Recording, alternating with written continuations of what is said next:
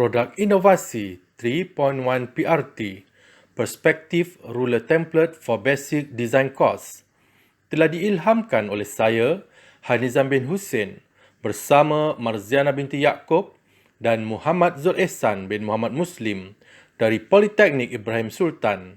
Assalamualaikum warahmatullahi wabarakatuh dan salam sejahtera.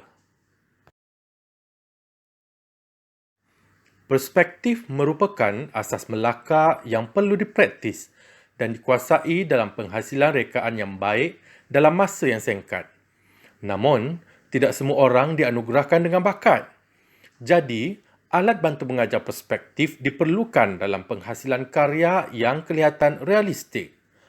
Perspektif adalah sudut pandangan seseorang. Perspektif adalah teknik untuk mencipta ilusi kedalaman dan ruang tiga dimensi pada permukaan rata yang nampak mempunyai bentuk, dimensi, jarak dan ruang. Terdapat beberapa permasalahan yang dihadapi dalam menghasilkan perspektif yang baik. Sebelum ini, pelajar melakar perspektif dengan teknik melukis menggunakan tangan untuk membayangkan reka bentuk objek. Pelajar juga harus menekap gambar perspektif menggunakan blok bingkai yang dibuat oleh mereka sendiri. Pelajar tidak suka menggunakan pembaris dalam lukisan perspektif kerana memerlukan masa yang lama dan perlu berfikir untuk mendapatkan hasil yang sempurna. Sebilangan besar pelajar tidak tahu cara memindahkan gambar perspektif dengan tepat ke dalam lakaran atau lakaran reka bentuk. Berikut adalah di antara contoh hasil lakaran yang tidak mengikut perspektif dengan betul. Hasilnya kurang memuaskan. Terdapat dua objektif dalam menghasilkan produk inovasi ini. Yang pertama adalah untuk memudahkan pelajar bagi kursus DVI 10013 Introduction to Art and Design dalam menghasilkan proses perspektif yang terukur. Yang kedua adalah bagi mengenal pasti keberkesanan produk 3.1 PRT untuk mendapatkan ketepatan imej lakaran sebagai perspektif terukur dalam kursus reka bentuk Industri 1 DVI 20053 yang dilaksanakan di Jabatan Reka Bentuk dan Komunikasi Visual Politeknik Ibrahim Sultan. Kajian ini dilakukan dengan kaedah kuantitatif dengan menggunakan borang soal selidik yang dianalisis secara deskriptif kepada pelajar semester 1 dan semester 2. Penekanan yang diberikan adalah kepada tahap kemahiran pelajar dalam topik perspektif. Seramai 72 orang responden daripada semester 1 yang terdiri daripada pelajar-pelajar Diploma Reka Bentuk Fashion dan Pakaian dan seramai 51 orang pelajar semester 2 yang terdiri daripada pelajar-pelajar Diploma Reka Bentuk Industri. Skop pengukuran adalah melalui yang pertama, perspektif adalah topik asas yang penting dalam modul DVF 10013 Introduction to Art and Design dan DVI 20053 Industrial Design 1. Kedua, topik perspektif adalah topik yang sukar untuk difahami dan dikuasai.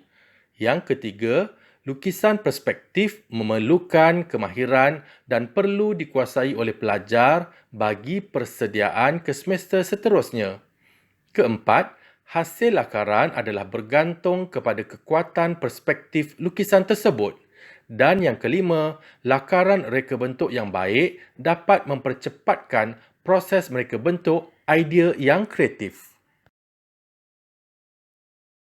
Berikut merupakan proses reka bentuk kajian bagi produk 3.1 PRT Perspective Ruler Template. Pertama adalah pernyataan masalah.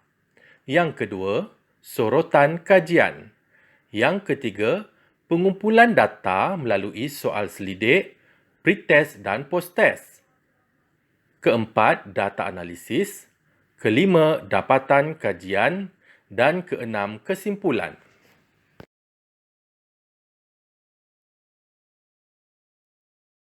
Rajah berikut menunjukkan catatan.